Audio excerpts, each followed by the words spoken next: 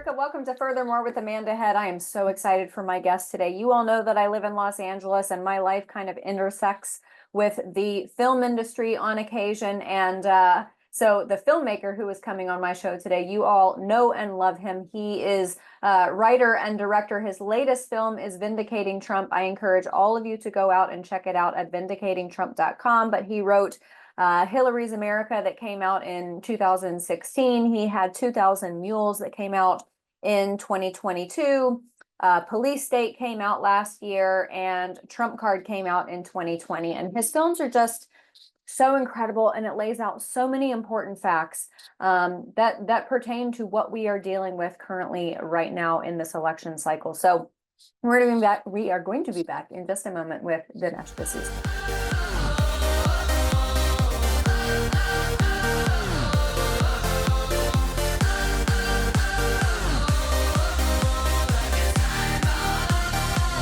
Welcome back, everybody. Someone who you all know and love. You have probably seen many of his films, and hopefully most recently you have seen his latest hit film, Vindicating Trump. Dinesh D'Souza, the writer and director of that film, and many others. Dinesh, thanks so much for being here. My pleasure. I'm very excited about the new film. This is our opening weekend. We're in 850 or so theaters. And if I can say so, the website is just vindicatingtrump.com. It's a kind of a one-stop shop, because if you put in your city or state, your town, the theaters will pop up. And please go this weekend if you can. Yeah, absolutely. That's incredible that you have it in so many theaters.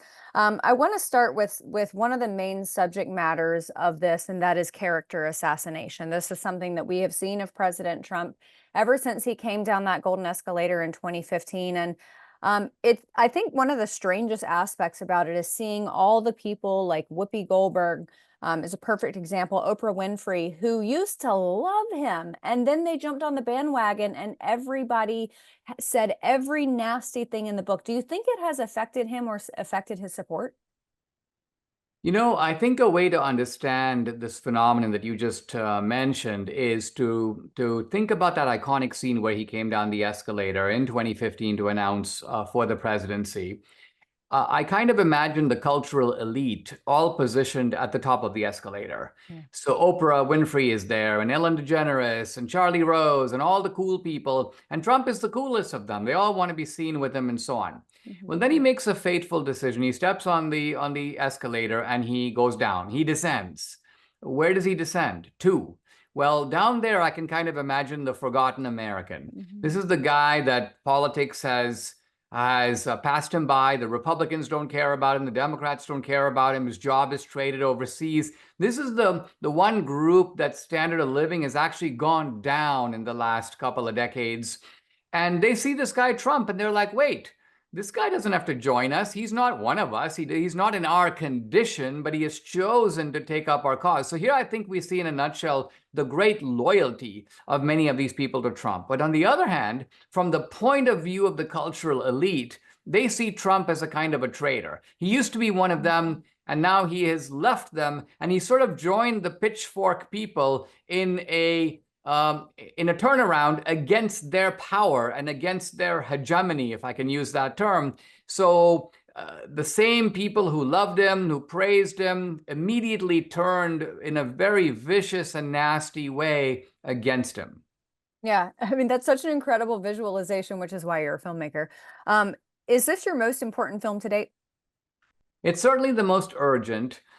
When Debbie and I, my wife and I, met Trump in 2019, this was right after a pardon that he had given me on a campaign finance violation that the Obama people had prosecuted me for. I'd never met Trump before. And in sitting up close with Trump, I noticed that there's a sort of a private dimension of Trump, a one-on-one aspect that doesn't come out in the public arena, partly because Trump has this kind of manly resistance to showing feelings, showing vulnerability, even really showing the inner workings of his mind. And so the centerpiece of this film is a very one-on-one, up-close discussion with Trump, in which I try to bring out that other Trump that people who know him have seen. For example, Trump is like famously egotistical in public, right? His record isn't just good, it's like the best record of any president ever, including Lincoln. His rallies aren't just big, they're the biggest rallies ever assembled. Even the burgers at Mar-a-Lago aren't just good, they're the best burgers ever made. So this is Trump's shtick. But in private, Trump isn't like that. You'd think he'd be like insufferable, but he's actually very nice. He's self-deprecating. He lets you talk. He pays attention to what you're saying. He never condescends. While people can sometimes feel that Trump is a bully, yeah, he's a bully if he's dealing with David Muir of ABC News, but he's not a bully. You'll never see him bully a waiter. You'll never see him bully a doorman. He bullies, he's an 800-pound gorilla who will take on other 800-pound gorillas. And I wanted people to see all of this about Trump and see it for themselves. I mean, the beauty of a movie, Amanda, is if I tell you about something, you may or may not believe me. But if I show you, here I'm talking to Trump, and you see, oh, wow, I didn't really realize that about the guy, it really begins to change your attitude and your... So this is a film that will inspire, I think, Trumpsters and Republicans, but it also has a powerful, persuasive power to independents and Democrats if we can get them to see the film. Yeah, and he's also the eternal hotelier. I mean, he's always concerned with it. You've been down there to Mar-a-Lago. I've been down there to interview him as well. And he's concerned about the temperature of the room, if you have water, what you need. And he's very hospitable. And that's another side of him that I think was beautiful in your film, that President Trump caters to the American people. He doesn't cater to the elite. Very true. I think it's interesting that the left keeps calling him a dictator. Now, obviously, on the face of it, it's absurd. He didn't do anything dictatorial. How many prominent Democrats did he indict or lock up? Answer, zero. In fact, during his own term, the police agencies of the government were pursuing him, Trump. So none of this makes an ounce of sense. However, it is interesting that they insist upon using that phrase and using that term, because while they've reviled other Republicans, nobody ever called McCain a dictator. No one ever said that George W. Bush was a dictator. Even with Reagan, they're like, he's a dunce, he's a washed-up movie actor, he'll get us into World War III, but not that he is a Hitler in the making. And so I spent some time in the film thinking about why they say that about Trump. And I think the answer to that is that Trump himself has a kind of larger-than-life dimension. This is a guy who is scary to people who are trying to remake America in the Obama mode, who are trying to tighten the noose of tyranny around our basic and fundamental rights. Paul Ryan doesn't threaten that enterprise, and neither does Jeb Bush, and neither does Mitt Romney. But Trump does. And just like in a Western movie where the stranger comes over the mountain and the gangsters immediately recognize that this is the guy they need to worry about, not the old sheriff with his 100-year-old rifle. They can deal with that guy. Yeah. But Clint Eastwood, John Wayne, a guy who comes with maybe a shady past, but nevertheless, this is the scary guy they need to worry about, and that's Trump. Right. Well, and you bring up so many of these examples, the Romneys, the Ryans, the McCains, and the reason why they didn't attack them the way that they did. But honestly, you've got both Democrats and the Romney, Ryan, McCain group who are attacking President Trump. And this is something you tackle in your film about the character assassination, but also the political assassination of President Trump. It comes from both sides. Yes, it does. And the way to think about it, I think, is that you've got this large swamp, right? It's almost like one of these watering holes in the Nature Channel. And the Democrats have got all the best positions at the watering hole. They're the only ones like jumping around in the water, but they allow a few Republicans to have an occasional drink. And for these Republicans, like that's what sustains them. So here comes Trump. I'm going to drain the swamp, guys. Sorry, there's not going to be any of this benefiting off of the public person, looting off the taxpayer. And so all these people feel threatened because their livelihood, their prosperity, their affluence depends upon this access to the watering hole. Trump's doesn't. Trump made his money, his success, by building the New York skyline as an entrepreneur. None of these people are entrepreneurs. They wouldn't even know how to begin doing that. And so their careers are made by leeching off the government. Yeah. I want to ask you about another important aspect of the film, the lawfare that has been exacted against President Trump. Your film kind of goes into the legitimacy or lack thereof of each of these cases. Talk to us about that. Well, you start by just looking at the overall picture and the kind of absurdity of it, because here's a guy, Trump, and for 76 years of his life, he has no criminal charges for anything, even though he's involved in in multi-million-dollar enterprises. At one point, Trump is bankrupt and owes millions. All of this, he goes through all of this, not a single criminal charge. So he's clearly not a habitual criminal. And then mysteriously, like in 1 year away from him announcing for the 2024 election, he's charged. Now, if it were one charge and they said something like, okay, listen, we've been trying to get these documents back at Mar-a-Lago. You've been hanging on to them for too long. We don't know any other way to get them other than to make a charge against you and force you to, we could look at it. But 91 criminal charges, this kind of shotgun, it's quite obviously an effort to say, all right, listen, if we don't get him over here, we'll get him over there. If we can't get him on the federal, we'll get him on the state charges. One way or another, we're going to lock this guy up. This is blatantly obvious to anyone who has eyes to see. And so while we look at the charges kind of one by one, I think the overall picture right away makes it pretty clear that what you have here is a regime trying to eliminate its most dangerous opponent. And I think also that with the assassination attempts, it's worth noting that Trump's own protection is reliant on exactly the same regime. The Secret Service reports to the Biden-Harris regime. The same people who have been doing the character assassination, the political assassination, and the legal assassination are now charged with protecting Trump's life. Oh, it is terrifying to think about. We're going to be back in just a moment with Dinesh D'Souza. Somebody has to help this country, and if they don't, the country and the world are in big trouble. Someone's got to overturn the tables in the temple. Trump jumping into the presidential race. She's a bit worried. Of the apprentice guy?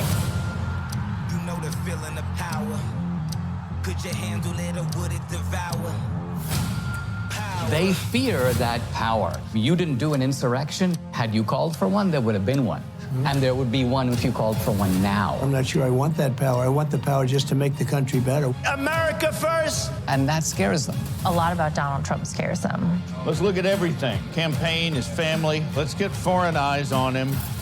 We have one target. You know who he is. Going after their companies, their families. That is a dictator. It's a very dangerous time for our country. The goal is to put him in jail because they're so afraid of his voice. I am your voice! We'll bury him so deep in legal, it'll bankrupt them. Broke Donald in jail right before the election. That's Sorry for being that guy, but isn't that election interference? It's not interference if we do it. We just want a free and fair election. Sounds expensive. Ballots ain't cheap. Wait. Did you actually say the word buy the ballots? We were able to purchase 10,000 ballots. That's terrifying. They cheat in many different ways. That's all they're good at. Ready to save democracy? We need to stop him permanently. And that person will be risking his life. Too bad it's not the 60s, right? It's the way you survived. And I said, get me up. Trump has beaten back every attack against him. It's like the damn Terminator. We're going to fix our borders, and we're going to fix our elections. We're going to win. This is my legacy. Vindicating Trump, now in theaters. Welcome back, everybody. We are here with filmmaker extraordinaire Dinesh D'Souza. Dinesh, as you and I were talking about before we came to air, this film was produced, written, directed under white hot heat. I mean, I can tell by some of the things that are said in the interview by people like Laura Trump and President Trump, that this was done in an extremely fast manner. The production quality is incredible, though. How did you write, shoot, close, post-production, distribute? How did you do that so quickly? Well, it's my 8th documentary film, so we've been around the block. We've gotten kind of really good at this, and I think what we did is we shot recreations which were imaginatively conceived, and believe it or not, in those recreations we anticipated assassination. Wow. We have Nick Searcy, who plays the bad guy, kind of the head of the intelligence agencies, and he's looking at a chessboard. He puts his finger on the king and topples it over. Now, there is no way to have shot that after the assassination attempts and put it in the movie. Impossible. So what we did was we conceived it, we shot it.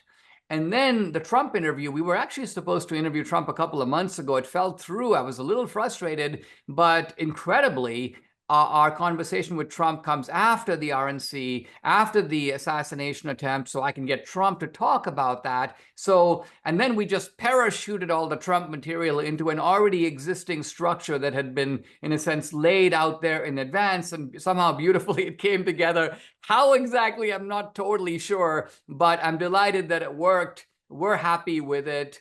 And I like the fact that you can go into the theater and this feels like a film that was completed like yesterday. Yeah.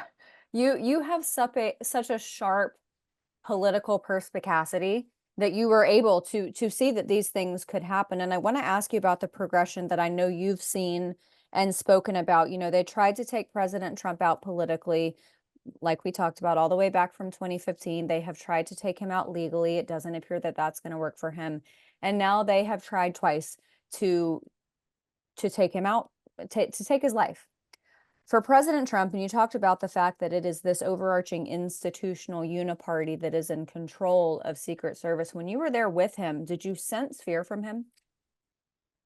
No, this is not a normal guy in this respect. He has a level of coolness and courage that is, I think, unique.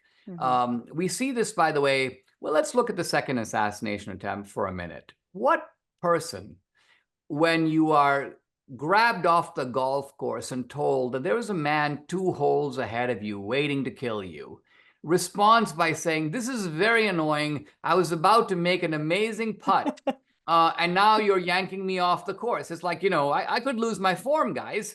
You know, if I go back, I don't know if I'll still be able to make that shot. And then goes on social media and posts 0 for 2. I mean, who keeps score like that, right? Now, the first assassination attempt, I think we all know, but let's go even beyond that. Look at the way that Trump has not only endured, but I would say thrived in the face of these criminal charges. Any other Republican faced with 2 criminal charges would have exited the race, fled the field, never be heard from again.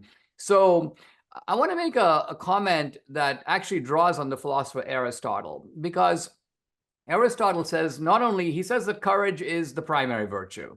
He says courage is the greatest virtue because it enables all the other virtues. It gives you the strength to do the other virtues.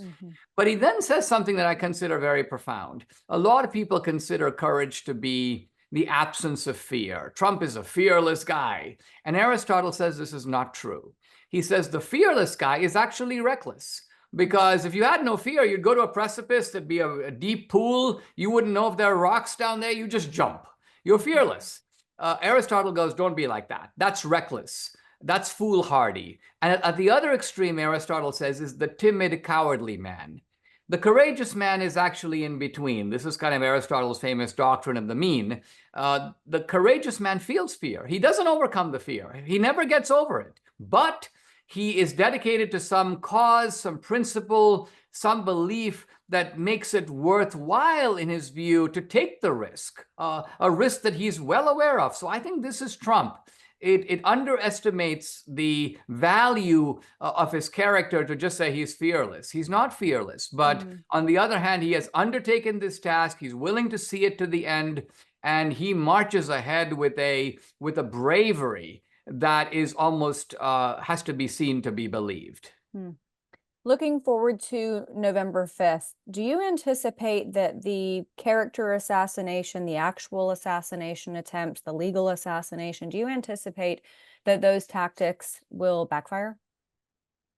I think they already have.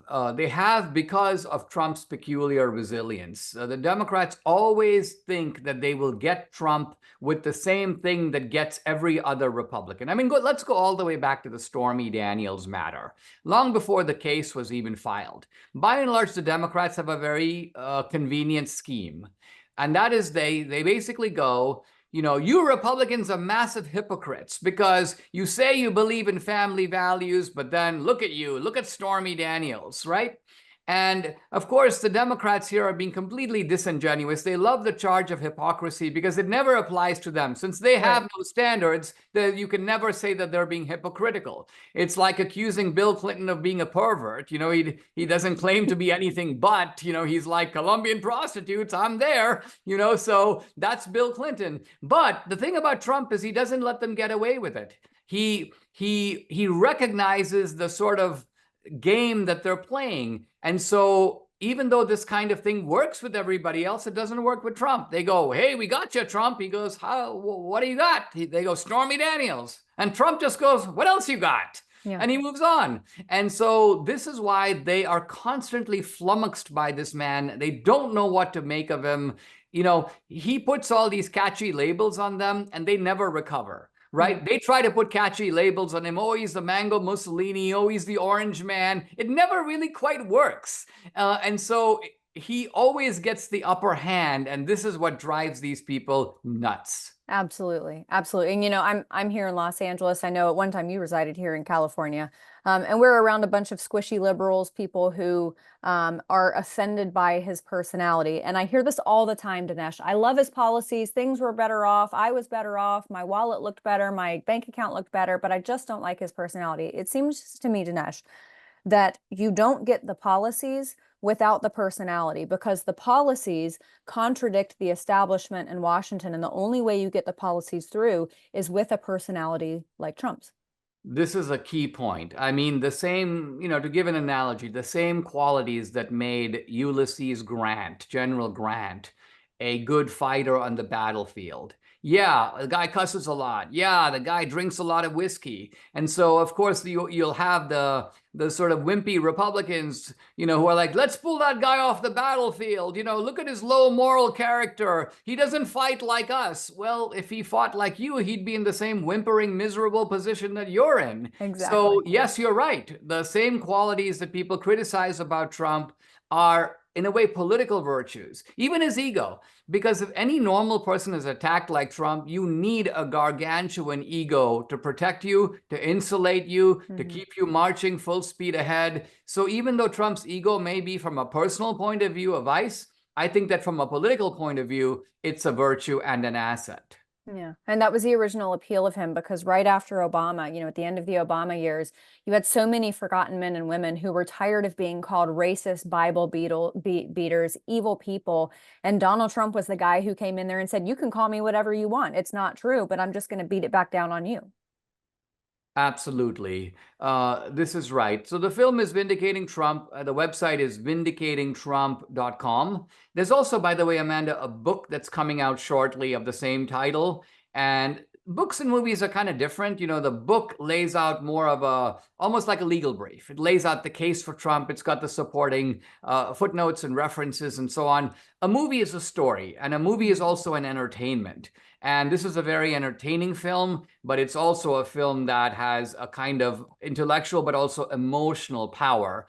And I think people who see it will not be quite the same. Well, you are an incredible storyteller. It's an amazing film. Before I let you go, obviously this is a polarizing topic. What has the reception been? The early reviews are actually really good. And in fact, Awesome. even some of the liberals are like, this is a startlingly provocative film. It doesn't have the one-sidedness that you might expect from the title.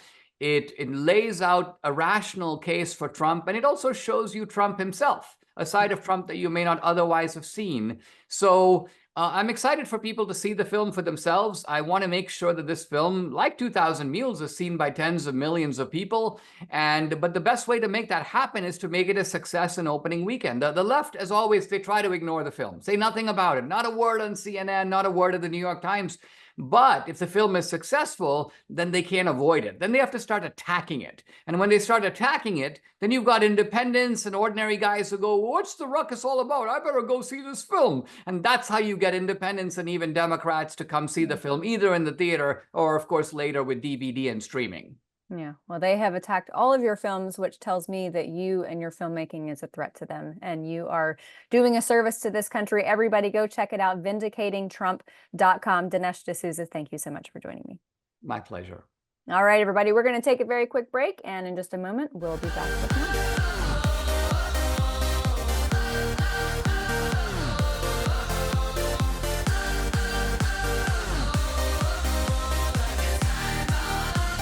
Welcome back, everybody. So I heard a pastor recently say that the way that he was raised, that his parents always raised him to vote Republican because Republicans were fiscally responsible, but then another one of his pastor friends said, no, vote Democrat because they care about people or something like that. I'm paraphrasing. I find that interesting, considering this study that was conducted, a little survey of 10 and 11-year-olds in New Jersey, Texas, and Arizona. And this study found that, let me pull this up so that I say it exactly precisely. Kids in the Democrat-leaning states were 9 times more likely to express negative emotions about Trump using terms like evil and Hitler than those in Republican-leaning states were to express negative emotions about Harris. 9 times more likely. I'm sorry, but 10 and 11-year-olds, it should not be in their vernacular words like pure evil and Hitler. They are being bred for hate by their Democrat parents. And I am not sorry for putting that out there. All right, so this is reporting. So this was a CNN interview, and they went to these 3 different states and interviewed 10 and 11-year-olds. That's what, 4th grade, I think. Anyway, they went and interviewed these kids, and it was interesting to hear the responses when these kids were asked, what's your reaction to Donald Trump or Kamala Harris? So they pretty much savaged Kamala Harris, these 4th graders did. So they said, what's the first word that pops into your head when you hear the name Kamala Harris? And this first boy says, liar. And then a little black girl says, it'd be good for us to have a black woman as president for the first time in history, but my vote's still kind of on Trump. And then another Texas girl said, I just don't think a woman would be right for our president. And Landrum, who is a professor at the journalism school at ASU, who was actually having these conversations with these kids, she said, why do you think a woman wouldn't be right for president in your view? And this little girl responded, I think because only boys have been president before, and that they would be more stronger. And then asked for one word to describe Harris, the girl called her selfish, explaining that girls are a little dramatic sometimes. Oh my goodness, out of the mouth of babes, hey? So Landrum is the woman who conducted this interview. She is described as a psychologist, but she teaches at ASU's Walter Cronkite School of Journalism and Mass Communication. She also, by the way, is a Democrat donor specifically to Kamala Harris. So she is the one who's surveying these children. She told New York Post that she had been recruited by CNN producers to collaborate on an investigative report examining children's attitudes toward the candidates running for president, and was happy to disclose the fact that she was a Harris donor and registered independent in Arizona. So she said, the report is a study that was done to the standards of an academic study, but as I did not do the work through the university and it is being published on CNN, I am not publishing it in a scholarly journal. Both she and CNN declined to comment about whether she was paid for the work.